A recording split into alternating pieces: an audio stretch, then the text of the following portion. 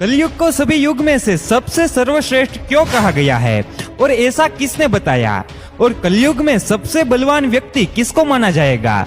लेकिन क्या आप जानते हैं कि कलयुग में महाभारत जैसा एक और महायुद्ध भी होने वाला है। तो चलिए जानते हैं इस वीडियो में, तो वीडियो को अंत तक जरूर देखें।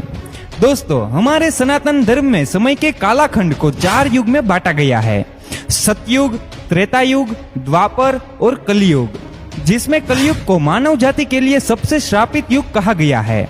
कहा तो यह भी जाता है कि जैसे जैसे कलयुग अपने चरम पर पहुंचेगा, हमारे समाज की हालत बद से बदतर होती जाएगी।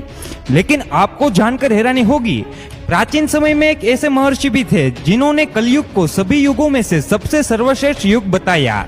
तो दोस्तों, कौन थे वो महर्षि, क्यों उन्होंने कलयुग को सबसे सर्वश्रेष्ठ बताया और उनके ऐसा कहने के पीछे क्या तर्क था। तो दोस्तों, यहाँ सबसे पहले तो आप यह जान लीजिए कि हम जिस महर्षि की बात कर रहे हैं उनका नाम है महर्षि वेदव्यास। उन्होंने ही कलयुग को सभी युगों में से सबसे सर्वश्रेष्ठ युग बताया है। दोस्तों, इससे जुड़ी कथा का वर्णन आपको विष्णु पुराण के 6ठे अंश के अध्याय 2 में मिल जाएगा।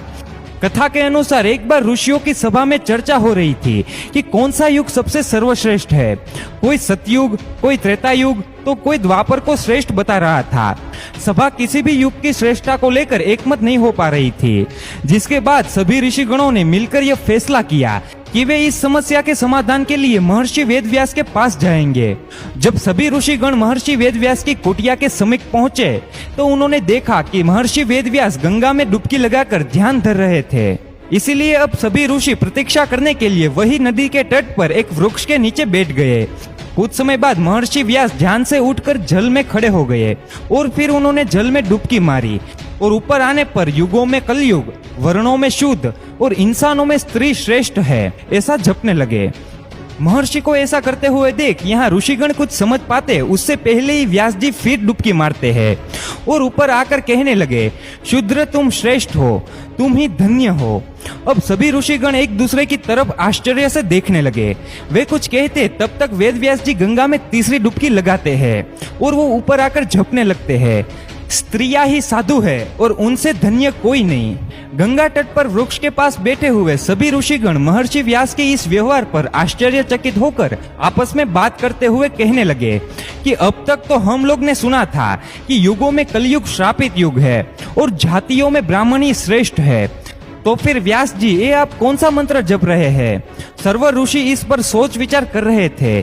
तभी व्यास जी नदी से बाहर निकलकर अपनी कुटिया में चले जाते हैं। व्यास जी को कुटिया में जाता हुआ देखकर सभी ऋषिगण भी उनके पीछे पीछे जाते हैं। जिसके बाद व्यास जी अपनी कुटिया में आकर सभी ऋषियों का स्वागत करते हुए पूछते हैं, कहे ऋषिगण, आज आप सबका मेरे यहाँ कैसे आना हुआ। जिस पर ऋषियों ने कहा, महर्षि, हम आपके पास एक समस्या के समाधान के लिए आए थे, लेकिन यहाँ आप नदी में डुबकी लगाते समय इस मंत्र का जाप कर रहे थे। उस मंत्र ने हम सभी को आश्चर्य में डाल दिया है कि आखिर कलयुग सभी युगों में श्रेष्ठ कैसे हुआ। कृपया करके आप इसका जवाब दे। ऋषियों की बात सुनकर व्यास जी ने कहा, हे ऋषिगण, इसमें आश्चर्य की क्या बात है। मैंने जो भी कहा सत्य कहा। मनुष्य को जो फल सतयुग में 10 वर्ष कठोर तप करने के बाद मिलता है, वही फल मनुष्य को त्रेता में 1 वर्ष में, द्वापर में 1 महीने में और कलयुग में 1 दिन में प्राप्त हो जाएगा। इसी तरह जो फल सतयुग में त्याग, त्रेता में यज्ञ, द्वापर में देवार्चन से प्राप्त होता है, वही फल कलयुग में मनुष्य प्रभु के भक्ति और कीर्तन मात्र से प्राप्त कर लेगा। दरअसल कलयुग को यह वरदान प्राप्त है कि कलयुग में केवल श्री हरि का नाम जपने मात्र से ही जीवन का कल्याण सुनिश्चित है। उसे मुक्ति के लिए अन्य किसी भी साधन की आवश्यकता नहीं है। इसी वजह से मैंने कलयुग को श्रेष्ठ कहा। इतना सुनने के बाद सभी ऋषिगण आगे वेदव्यास जी से कहते हैं, महर्षि, आपने नदी में दूसरी डुबकी लगाते वक्त कहा था कि कलयुग में शूद्र ही श्रेष्ठ है। आखिर यह संभव कैसे है। समाज का सबसे निम्न वर्ण कैसे श्रेष्ठ हो सकता है। इस पर वेदव्यास जी कहते हैं, पहले ब्राह्मणों को ब्रह्मचर्य का पालन करना होता है, जिसके बाद वे अनुशासन एवं धर्म की मर्यादा में रहते हुए वेद शास्त्रों एवं मंत्रों का अध्ययन करते हैं और इसके बाद ही वे अन्य वर्णों को मार्गदर्शन के लिए उन्हें धर्म ज्ञान देते थे। इस तरह से प्रत्येक ब्राह्मण अपने कर्तव्य का निर्वहन करते हुए उच्च पद को प्राप्त होते थे। लेकिन कलयुग में ब्राह्मणों में ये सभी गुण देखने को नहीं मिलेंगे, इसीलिए वे सभी उच्च पद को प्राप्त नहीं होंगे। लेकिन शूद्र में पहले से ही ब्रह्मचर्य और शास्त्रों के अध्ययन का नियम लागू नहीं होता है। इसीलिए कलयुग में जो शूद्र होंगे वो अपनी सेवा भाव के बल पर उच्च पद को प्राप्त करेंगे। इसीलिए मैंने शुद्ध को कलयुग में सभी मनुष्यों में श्रेष्ठ कहा है। अब सभी ऋषिगण वेदव्यास जी से स्त्रियों के बारे में पूछते हैं, क्योंकि वेदव्यास जी ने नदी में तीसरी डुबकी लगाते हुए कहा था, स्त्रियां ही साधु है। इस पर वेदव्यास जी कहते हैं, कलयुग में लोग धर्म के मार्ग से भटक जाएंगे, चारों ओर अधर्म का बोलबाला होगा। कलयुग की स्त्रियां अपने परिवार एवं पति के लिए समर्पित नहीं रहेगी। ऐसे में कलयुग में जो स्त्रियां अपने मन, वचन और कर्म से अपनी सेवा भाव के जरिए अपने परिवार और अपने पति के प्रति समर्पित होगी, उसे ही परम पद की प्राप्ति होगी। और यहाँ उन स्त्रियों को मैंने साधु के समान धर्म पूर्वक कर्म करने वाला कहा है। दोस्तों, कथा के अनुसार महर्षि वेदव्यास जी यही नहीं रुके, वे आगे कहते हैं, जो पुरुष कलयुग में अपनी गुण रूपी जल से अपने समस्त दोषों को धो डालेगा, वो पुरुष कलयुग में श्रेष्ठ पुरुष कहलाएगा। इसीलिए हे मुनिगण, कलयुग वासियों के लिए यह मेरी सलाह है कि अगर वे अपने जीवन को सफल और सुखी बनाना चाहते हैं तो सदा श्री कृष्ण रूपी हरि का नाम जाप करना होगा। अगर वो ऐसा करते हैं तो कलयुग के बाद यानी कि अपनी मृत्यु के बाद वे वैकुंठ धाम में स्थान प्राप्त करेंगे। इन सभी बातों को कहने के बाद महर्षि व्यास जी सभी ऋषियों को कहते हैं कि हे मुनिवर, मुझे उम्मीद है कि मैंने आपकी सभी शंकाओं का समाधान कर दिया। इसीलिए आप बताइए कि आप सबका यहाँ कैसे आना हुआ। इस पर सभी ऋषियों ने एक स्वर में कहा, हे महर्षि, हम यहाँ आज जिस शंका को लेकर आए थे वो आपकी कृपा से अब दूर हो गई है। ऋषियों के मुख से यह बात सुनकर व्यास जी अब मुस्कुराने लगे। दोस्तों, अगर आप ध्यान देंगे तो आजकल कलयुग में जिस तरह से घटनाएं घट रही है, ऐसे में महर्षि व्यास जी की बातें सच होती नजर आ रही है। वैसे दोस्तों, आजकल कलयुग में दिन प्रतिदिन जिस तरह से अधर्म बढ़ता हुआ नजर आ रहा है, ऐसे में बहुत से लोगों का मानना है कि कलयुग का अंत अब नजदीक आ चुका है।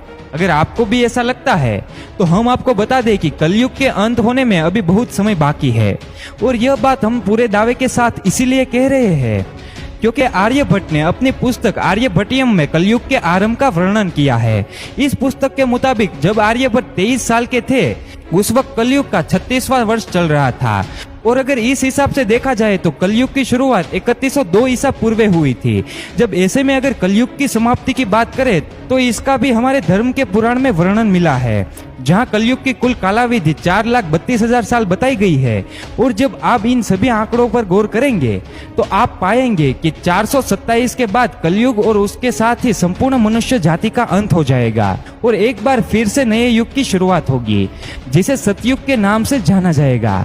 दोस्तों, श्रीमद् भागवत गीता पुराण के 12वें स्कंद में भी इस बात का जिक्र है कि कलयुग के अंत और सतयुग के सदी काल में इस धरती पर भगवान विष्णु अपने कल्कि अवतार में अवतरित होंगे। इस समय काल में वे धरती पर से पापियों का संहार कर देंगे, जिसके बाद धरती पर भयंकर प्रलय आएगा और ये प्रलय ही धरती पर से संपूर्ण मनुष्य जाति का अंत कर देगा। तो दोस्तों, ये थी कलयुग की कुछ असली सच्चाई। क्या आपको इसके बारे में पहले से ही पता था? अपना जवाब हमें कमेंट्स में जरूर बताइए। और वीडियो अच्छा लगा हो तो वीडियो को लाइक करिएगा और जितना हो सके उतना वीडियो को शेयर करिएगा।